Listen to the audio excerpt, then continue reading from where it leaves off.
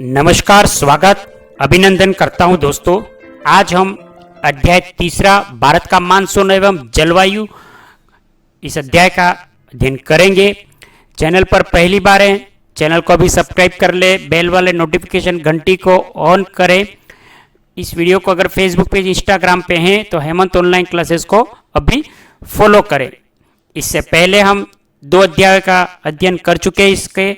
इसके कुल मिला के 14 अध्याय हैं, जिसमें हमने 2 कंप्लीट किए। पहला था भारत का सामान्य परिचय, दूसरा था भारत का भौतिक विभाजन, और आज हम अध्ययन करने जा रहे हैं भारत का मानसून एवं जलवायु।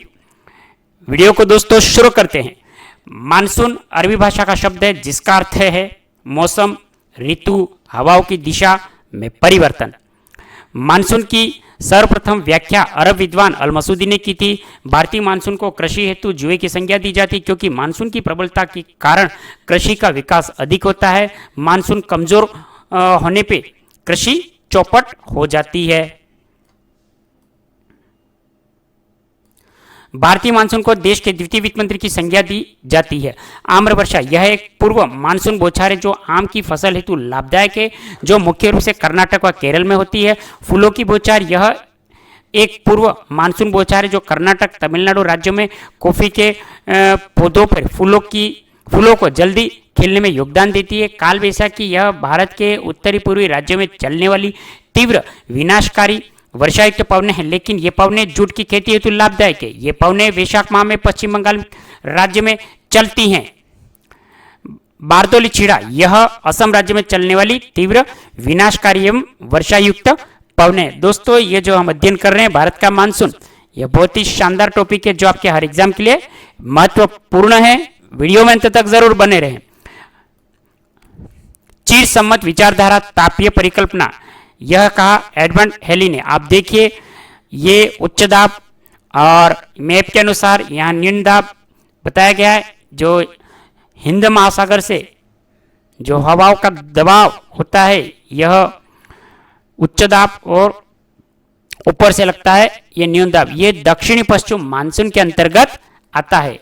नेक्स्ट हम आगे देख रहे हैं, तो ये भारत का मानसून जलवायु, यह बुक संकल्प की ओर से आती है और शानदार संजय जी चौधरी के द्वारा, जो इनके संकलनकर्ता के टीम के द्वारा, संकल्प पब्लिकेशन, गंगानगर राजस्थान की। और भारत का भूगोल जो आपके हर एग्जाम के लिए महत्वपूर्ण है, तो वीडियो पूरा देखें जिससे आपका टॉपिक का कॉन्सेप्ट क्लियर हो जाए। 14 अध्याय हैं। इस 14 अध्याय को इस बुक के अंतर्गत और भी है, इसके अंतर्गत हम इसको कंप्लीट करेंगे, पर भारत के भूगोल के अंतर्गत इसमें 14 अध्याय दिए गए हैं।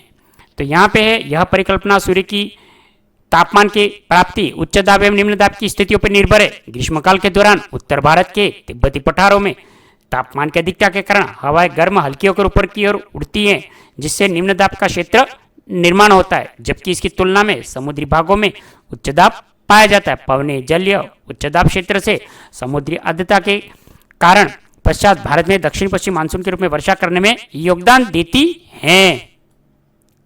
ये देखिए, उच्च दाब, निम्न दाब और उत्तरी पूर्व मानसून, ये उत्तर से पूर्व की ओर मानसून, ये हिंद महासागर की ओर बढ़ता है।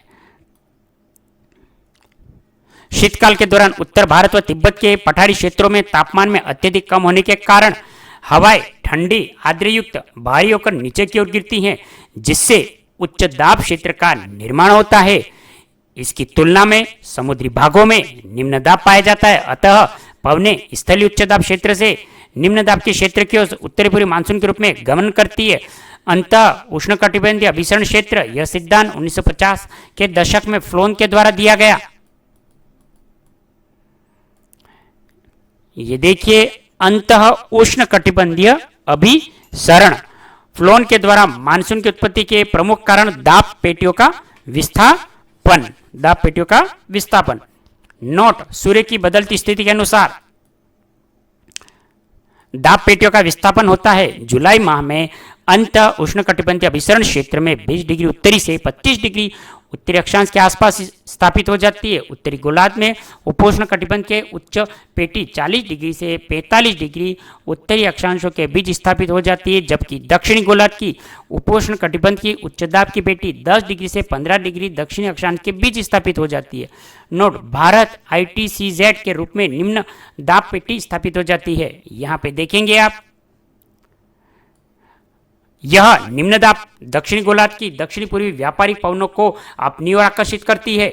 दक्षिणी गोलार्ध व दक्षिणी पूर्वी व्यापारिक पवनें उत्तरी गोलार्ध में प्रवेश करते ही कॉरियोलिस बल के कारण दाईं ओर मुड़ जाती हैं। ये पवनें दक्षिणी पश्चिमी मानसून का रूप ले लेती हैं और ये पवनें भारत में वर्षा करने में योगदान देती है।